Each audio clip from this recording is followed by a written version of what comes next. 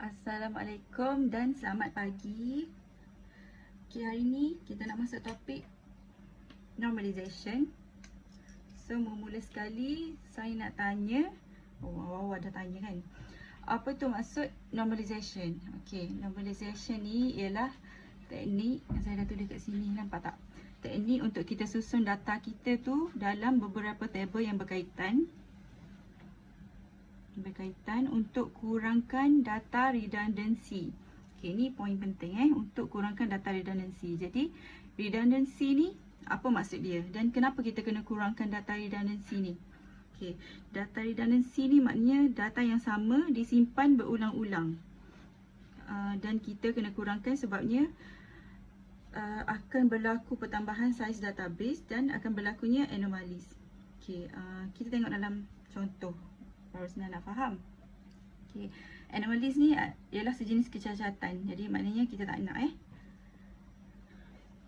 Okay, 3 masalah utama. Jadi kita ada 3 anomalies. Yang pertama sekali insert anomalies. Okay, tengok kat sini, ni ialah table dalam satu database. Okay, table ni kita ada student ID, student name, faculty, dean, office number. Okay, table ni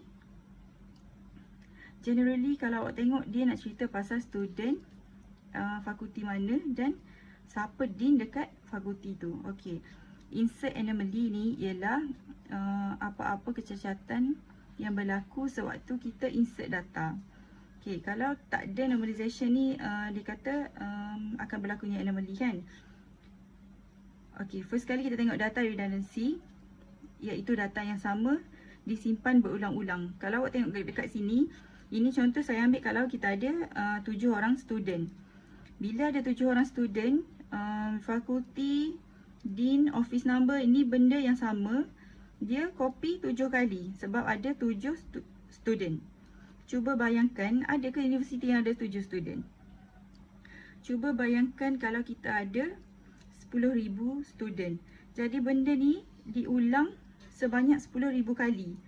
Bayangkanlah betapa besarnya saiz database awak tu. Dan insert anomalies ni maksudnya macam ni. Bila kita nak insert satu data baru, okey, 108. Okey.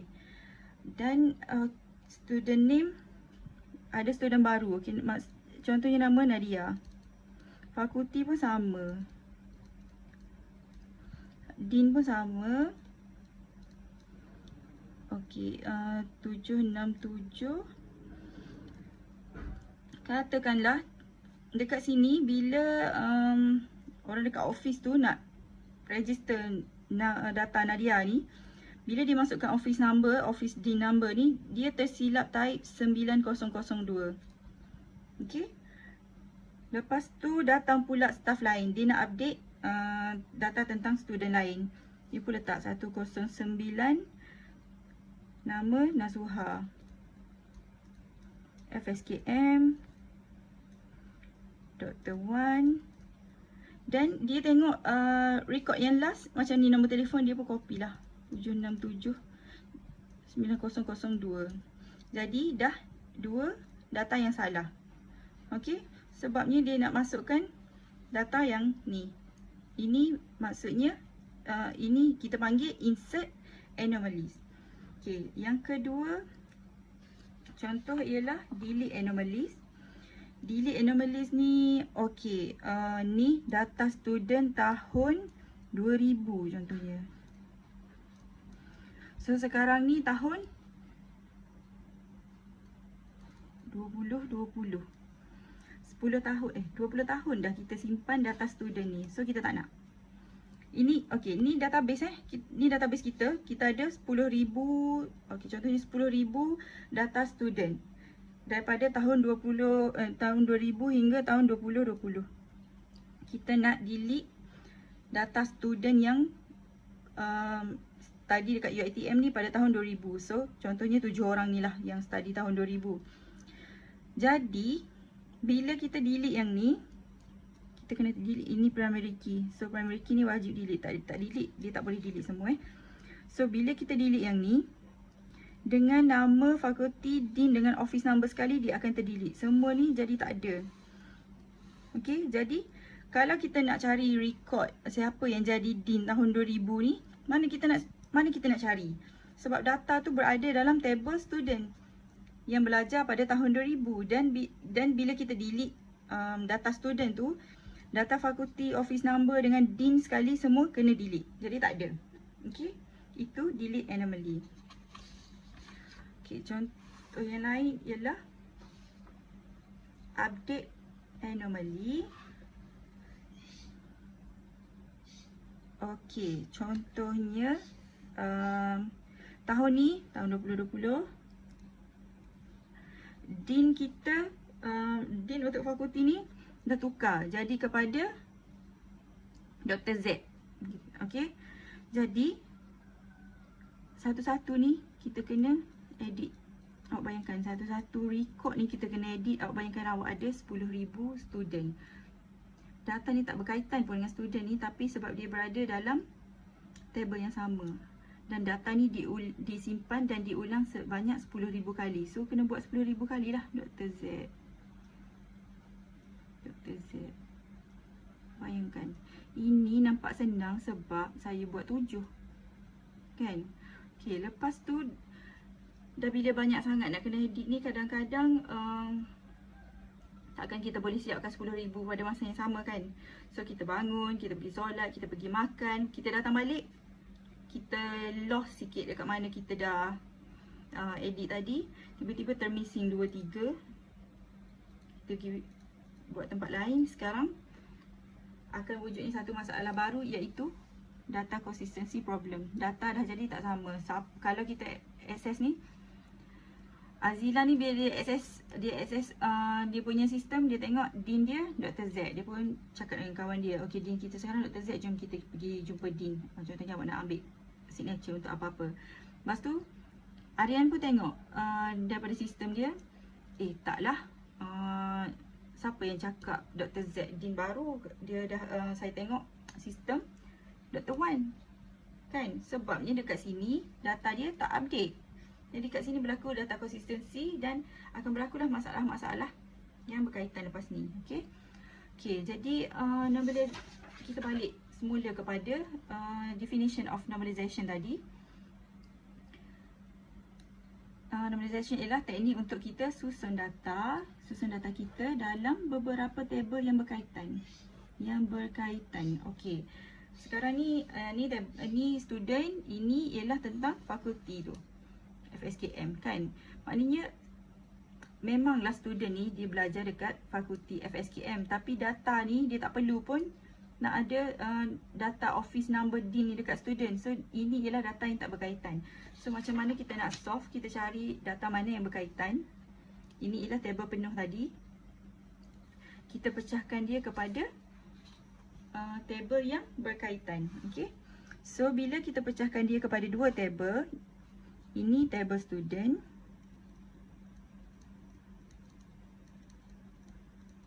ini table fakulti. Bila kita pecahkan dia kepada dua table, okay, let's say kita nak delete semua student ni, kita delete je. Dia tak akan bagi efek kepada data fakulti, data dean dan office number kan. Dan data ni juga dia tak perlu nak simpan berulang-ulang. Simpan sekali je lah, kita dah tahu dah. Dekat FSKM ni dean dia Dr. Wan.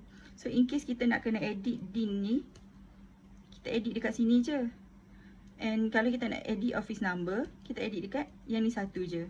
So tak akan berlaku masalah data inconsistent, dan tak akan salah lah data yang disimpan ni, sebab dia masukkan sekali je. Okay. Kalau nak edit, delete, update yang ni pun tak ada, usik yang ni. So dekat table student ni kita masukkan sekali fakulti untuk kita linkkan antara dua table ni. So kita tahu student ni tahu, kita tahu student ni belajar dekat FSKM. Dan kalau kita nak tahu dengan lebih lanjut, kalau student ni dia nak jumpa dekan dia, dia pergi refer dekat table ni, dia boleh tengok FSKM, siapa dean dia, berapa nombor telefon dia. Okey, macam tu cara dia. Okay, so dalam normalization ni kita ada 4 phase. Awak boleh refer kepada nota awak nanti, iaitu anomalize data. Kemudian kita ada first normal form, second normal form dan juga third normal form. Okay, macam mana dan apa yang terjadi di setiap phase tu, saya akan tunjuk dengan contoh. Okay. Contohnya dekat sini, kita nak transform data kita kepada first normal form. Okay, ini antara syarat-syarat first normal form, kena dalam bentuk table, sebab kadang-kadang bila kita dapatkan data, ini kita nak transformkan anomalize table kepada first normal form. Ini adalah step-step untuk kita dapatkan a complete normalized table. Okay, so kita kena make sure data tu dalam bentuk table dan tak ada value yang berulang dan juga ada primary key. Okay, kita tengok contoh kat sini. Tengok contohnya. Okay, contohnya cuba tengok table ni. Okay, yang ni dah dalam bentuk first normal form ke belum? Adakah dia complete dengan syarat ni? Okay, kalau tengok kat sini bentuk table betul dan ada key ni betul, tapi dia kata kat sini tidak ada value yang berulang. Okey, lagi satu syarat dia ialah dia tak boleh ada dua value dalam satu row ke kolom ni. Okey. Contohnya yang ni. 102 Liana, subjek dia Java dan C++. Okey, kalau macam ni, yang ni bukan table kita bukan dalam first normal form lagi. Yang ni still anomalize. So, apa yang kita kena buat ialah buat table ni balik. std_id, std_name, lepas tu subject. Kita pecahkan data yang sama ni, 101 Azila Java, kemudian 102 Liana Java, 102 Liana C++, 3 ni PHP 204 Daniel Java. Okay, jadi dia akan repeat dekat sini, kat tepi ni kan. PHP 105 Aryan C++ 106 Ariana C 107 Arian C++ 107 juga Arian C. Okey, jadi inilah rekod kita, data kita yang dah dalam bentuk 1NF. Okey, macam tu je 1NF. Senang kan? Okay, bila kita dah settle 1NF ataupun first normal form, kita akan move to second NF, second normal form. Okay, apa syarat second NF?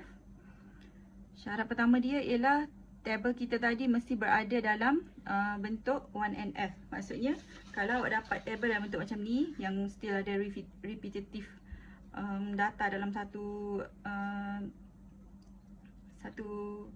kolom ataupun row ni, saya selalu tertukar yang tu. Okey, daripada data ni awak terus nak jump kepada second NF, tak boleh Syarat dia ialah table tu kena dalam 1NF. Kemudian dia tidak ada partial dependencies. Okey, apa tu partial dependencies? Okey, sebelum kita faham partial dependencies, kita kena tahu dulu apa maksud dependencies. Okay, saya tunjuk contoh kat sini. Okay, ni table kita. Okay, tengok betul-betul table ni. Okay, table ni primary key, branch, address, tak ada data yang di repeat. Lepas tu tak ada data yang berulang. Okay. Okay, kita ada student ID, student name, branch ni dekat mana dia belajar, sama ada dekat Kota Baru ataupun Macang. Okay, let's say ni table student UiTM Cawangan Kelantan. Okay, kemudian address, alamat dia. Okay, so dekat sini kita boleh tengok student ID ni ialah primary key. Primary key untuk table ni. So primary key ni apa maksud dia? Primary key ni ialah data yang unik, dia tak akan berulang. Dan data ni juga dia boleh tentukan data-data yang lain. Okey, maksudnya macam ni. Primary key untuk student ID 101. Okey, untuk student 101. Bila saya cakap student ID 101 ni, bila saya ada information 101. Okey, contohnya saya nak tahu nama student ID nama student yang student ID dia 101. So nama dia kat sini Azila, kita boleh tahu kan. Okey, contohnya saya nak tahu student yang student ID dia 103 tu dia belajar dekat branch mana. Boleh tak kita tahu? So daripada yang primary key ni kita boleh tahu branch dia belajar dekat Macang. Okey. Saya nak tahu siapa nama student yang student ID dia 105 contohnya. So kita tengok kat situ 105 nama dia Aryan. Okey, student yang student ID dia 108. Dia asal dari mana? Okey, kita boleh tengok kat sini dia asal daripada Johor. Bukan asal, alamat dia daripada mana? JB. Okey. So melalui key ni kita boleh tahu yang ni. Melalui key ni kita boleh tahu yang ni. Melalui key ni kita boleh tahu yang ni. Itu maksudnya address dia bergantung kepada student ID. So yang ni kita panggil dependencies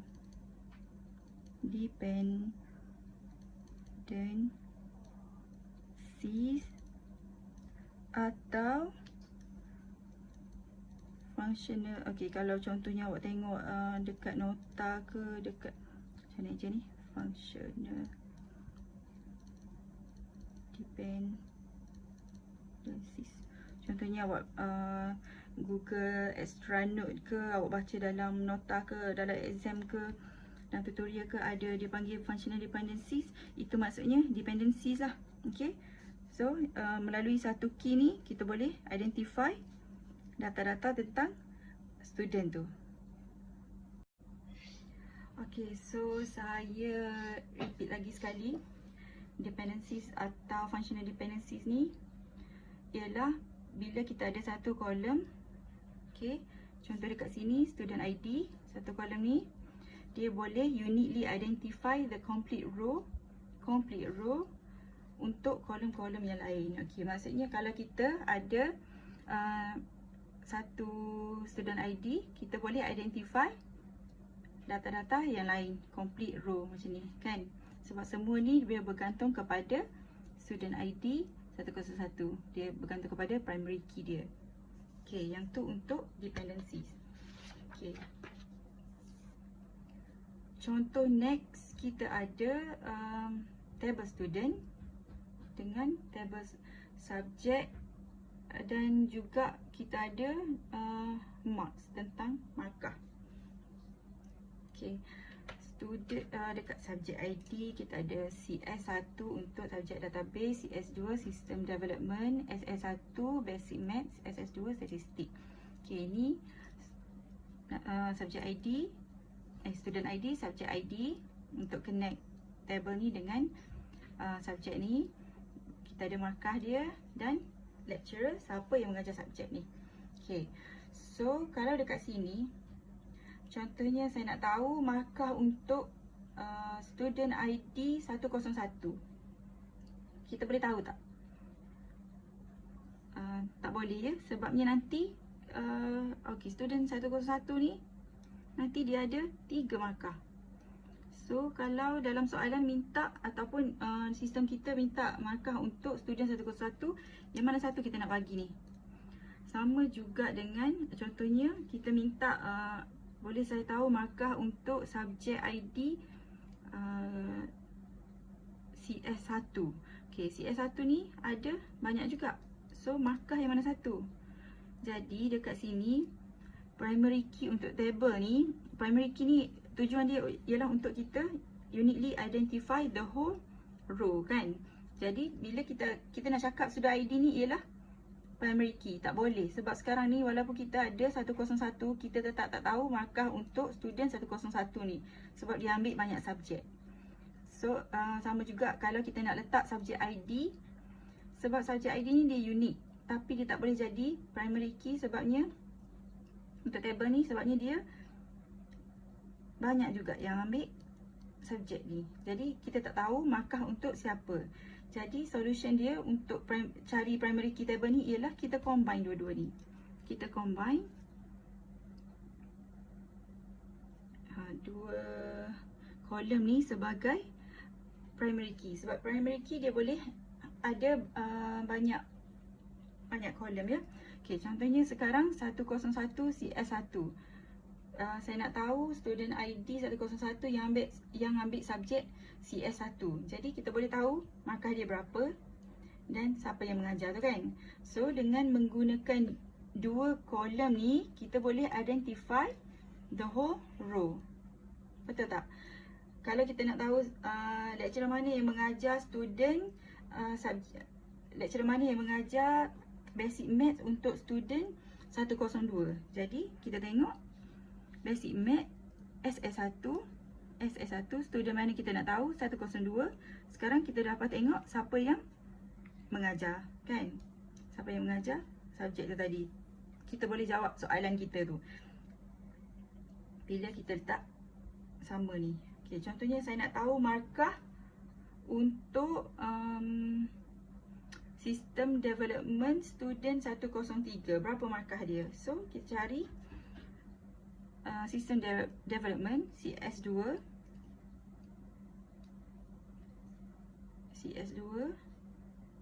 Okay, untuk student 103 markah dia 94. Okay. So, yang ni kita panggil dependent. So, markah ni untuk kita dapat tahu markah ni dia bergantung kepada subjek ID dengan student ID. Kalau tak ada student ID, kita tak tahu markah ni untuk siapa. Kalau kita tak ada subjek ID, kita tak tahu markah ni untuk subjek mana. Betul tak? So, markah ni ialah functional dependency kepada primary key kita. Sekarang ni, table ni, kita ada dua primary key. Okay? So, untuk lecturer pula. Kalau kita nak tahu lecturer mana yang mengajar subjek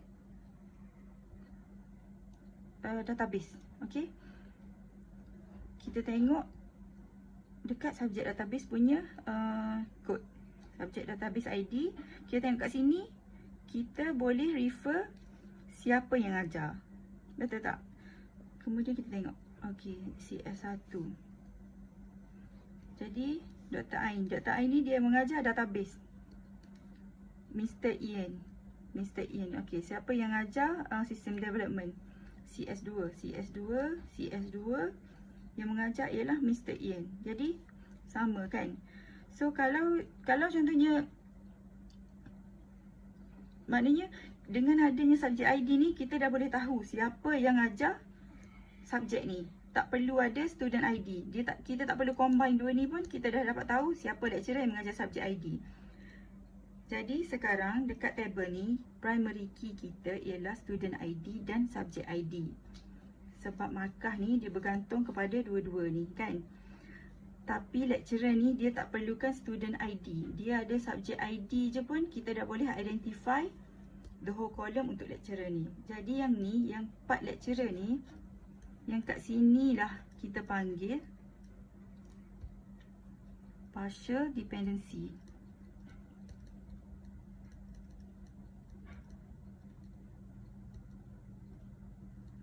Partial tu maknanya separuh kan. Maknanya dia bergantung separuh je daripada primary key kita tadi. So dalam second NF, syarat untuk kita cakap table kita tu dalam second normal form tidak ada partial dependency. Jadi Yang mana ada partial dependency kita kena buang. Macam mana kita nak buat tu?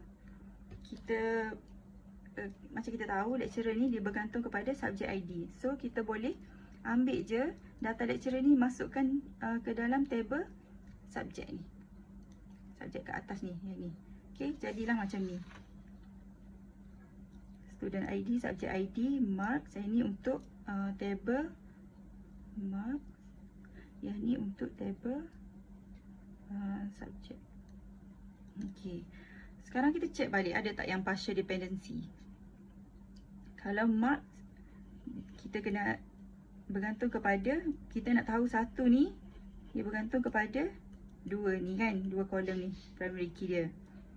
Samalah yang ni pun. Ini cerita dia sama dengan tadi. Okey, sekarang yang tadi yang memberi masalah kepada kita ialah yang ni, lecturer kan. So dekat sini lecturer ni adakah dia partial dependency? Kita tengok kalau kita nak tahu lecturer mana yang mengajar subjek database, kita refer kepada primary key table ni, iaitu subjek ID ni primary key. Primary key dia CS1. Bila kita bagi dia punya primary key, kita boleh identify the whole row ni kan. Maknanya kat sini dia dah jadi functional dependency. Dia dah bergantung sepenuhnya kepada primary key dia. Okay, sebab primary key dia sekarang pun dah jadi subjek ID je, tak ada dua macam dalam table ni. So sekarang table kita untuk dua ni dah berada dalam second normal form. Okay, so settle second NF. Kemudian kita ada third NF ataupun 3NF, third normal form. Okay, syarat 3NF apa? Syarat 3NF, okay, first kali table kita mesti berada dalam second normal form. Second normal form maknanya kita dah siap transform table kita dalam second NF, baru kita boleh start dengan 3NF. So kalau awak ada, awak dah siap 1NF, awak tak boleh lah nak pandai-pandai. Okay, 1NF dah settle, second kita skip je lah, kita pergi je ke 3NF terus cepat sikit. Macam tu tak boleh haram. Okay, siapa buat macam tu saya rotan. Okay, kita tengok syarat kedua dia, tidak ada transitive dependencies. Okay, apa pula transitive dependencies ni? Tadi kita ada functional dependencies, kita dah belajar juga partial dependencies. Sekarang ni dibagi pula transitive dependencies. Maknanya dalam 3NF tak nak ada transitive dependencies. Okay, jom kita tengok contoh. Kita ada dekat sini table marks, table markah student tu. Okay, kita ada student ID dan subject ID. Lepas tu kita ada markah, kita ada exam name dan total marks. Okay, markah ni ialah markah berapa student dapat untuk subjek ni. Exam name ni, okay, biasanya satu subjek tu dia ada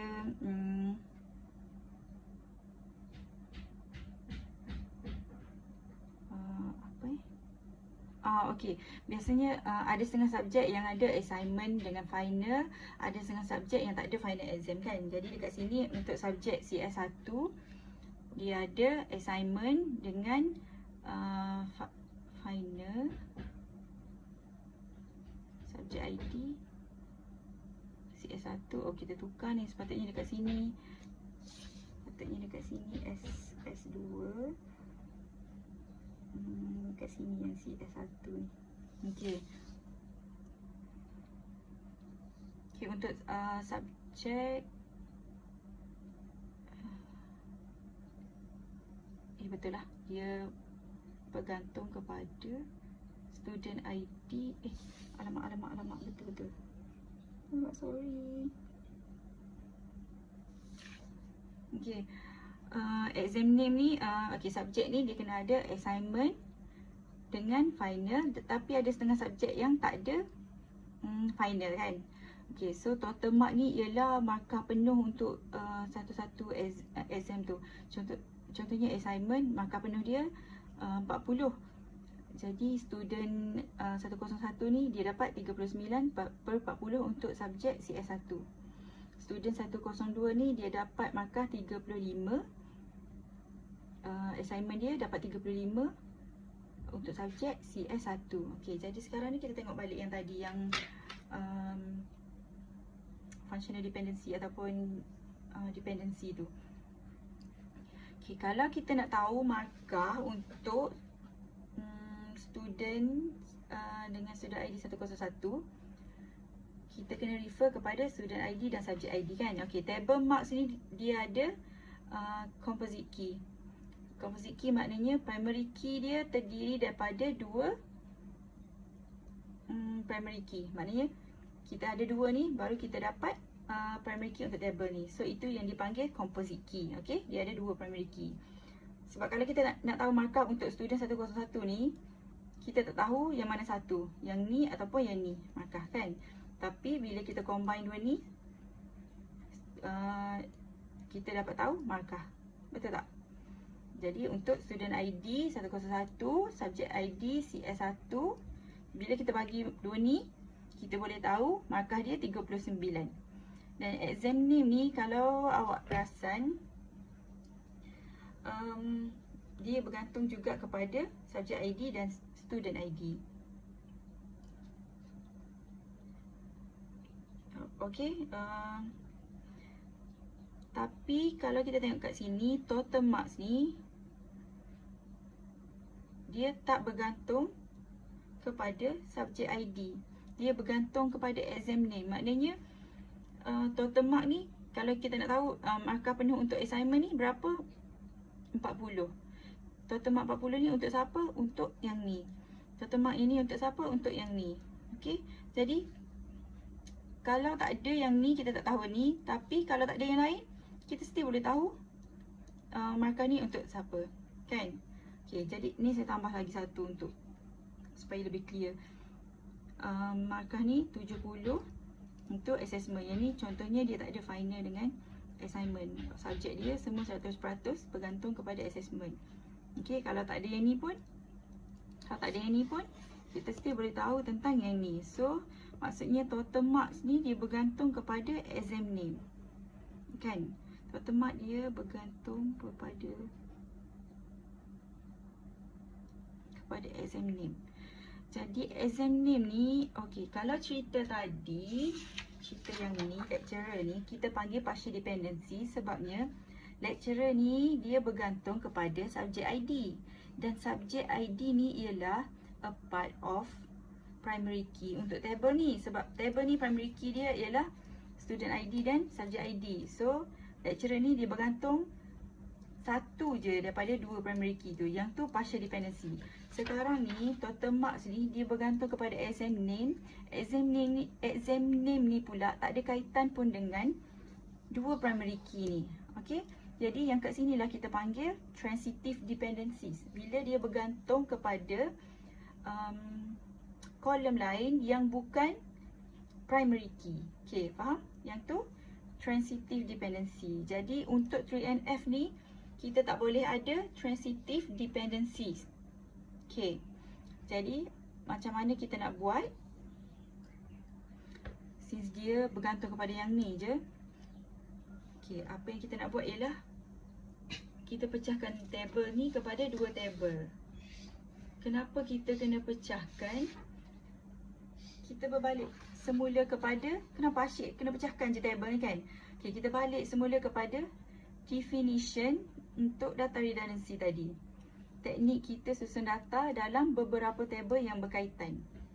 So, kita susun data tu masukkan ke dalam beberapa table. Maknanya kena pecahkan lah table tu.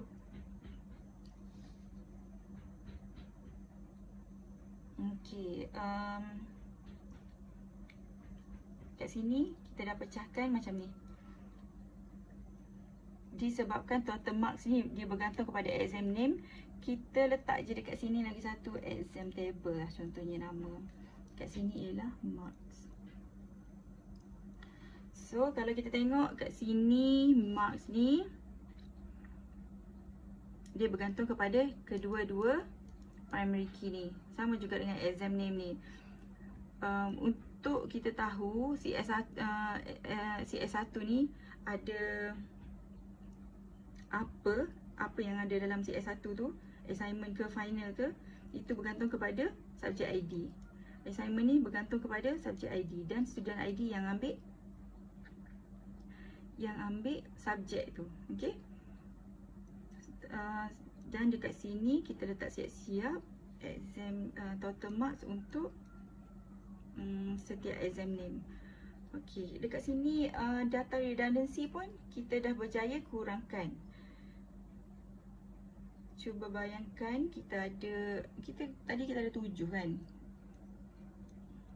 student. Okey, yang ni pun ambil CS1 contohnya.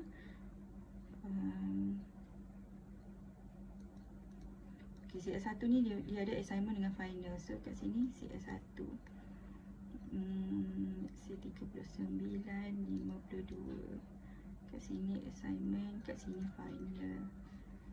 Okay, 105 SS2 37, 57. Kat sini assignment, kat sini final.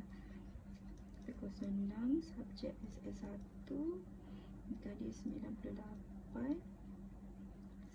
Kat sini assessment. Okey.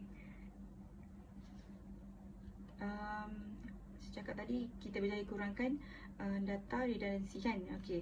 Kalau ini ialah data yang setelah berada dalam, yang ni kita dah pecahkan dia. Dan sekarang ni dia dah tak ada transitive dependency. So dia dah dalam bentuk 3NF. So yang ni kita nampak okey sebab dia dah dalam 3NF. Dekat sini contohnya kita tambah lagi student 104, 105, 106 ni. Jadi yang ni sekali sama-sama dengan total marks ni kita kena ulang balik benda sama kan. Sedangkan kita dah tahu dekat sini yang CS1 ada assignment dan markah penuh untuk assignment CS1 ialah 40. Tapi bila kita masukkan student 104 yang ambil subjek CS1 juga, maka dia 39, exam name dia assignment, kita kena masukkan lagi sekali total mark dia 40. Sedangkan benda ni benda sama. Dan memang tak akan berubah. Okey, yang ni sudah ditetapkan. So kalau ada 10,000 kali kena repeat benda sama. Jadi dekat sini, dekat table ni kita dah pecahkan dia. So dia duduk kat sini je. Okey, let's say tahun depan UiTM nak tukar sistem.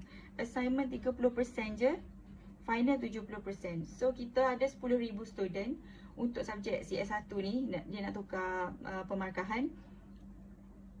Kalau table ni kita tak pecahkan dalam 3NF tadi, awak bayangkan yang 40 ni kena bertukar jadi 30 untuk 10,000 student yang ambil subjek CS1. Kena edit satu-satu. Bayangkan betapa banyak. Kalau kita dah settle benda ni, kita dah table tu dah berada dalam bentuk 3NF, kita edit kat sini je. Assignment 30, final 70.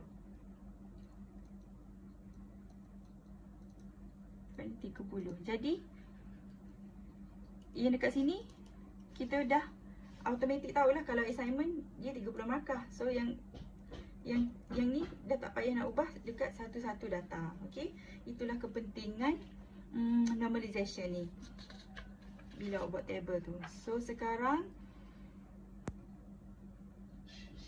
total marks exam name. Okey, so sekarang daripada start awal yang 1NF tu, nampak tak? Okey, kesimpulan dia, ini saya tak masukkan data lah, cuma last kali daripada table tadi kita sudah pecahkan daripada satu table je kita ada sebenarnya, sudah table yang ada markah sekali tu dengan nama teacher dia. Kita berjaya pecahkan daripada satu table tu kepada 4 table. 4 table ni berkaitan antara satu sama lain, tapi kalau kita nak edit ataupun delete apa-apa information daripada table tu, dia tak akan effect kepada table-table yang lain. So insert normal form kita ada 4 table. Student table dia cerita pasal student je. Subject table tentang subjek, ada subject name dan juga nama lecturer yang mengajar. Lepas tu score table, markah-markah student tu dan juga Bukan marks exam name ni. Exam name ni jenis apa exam tu, maksudnya exam dia ada assessment ke, final exam ke, ataupun assignment. Dan dekat sini table untuk exam markah dia, markah student tu. Okay, faham? Normalization ni lagi banyak awak buat exercise lagi awak nampak lah. Tapi saya rasanya contoh ni saya dah explain dengan cara yang paling senang nak faham, especially part dependencies tu. Fokus sikit, awak kena faham sikit, kena faham dan cuba identify apa column mana yang ada functional dependency ataupun transitive dependency ataupun partial dependency. Okay, lepas ni awak akan ada satu assignment individual untuk third normal form ni, bukan, maksud saya untuk normalization ni. So bila awak buat sendiri nanti awak akan lagi nampak lah, dan masa tu awak akan realise apa yang awak tak faham, apa yang awak faham, ataupun separuh faham ke. Cuba buat dulu, nanti dekat mana yang stuck tanya saya balik. Okay, okay, bye.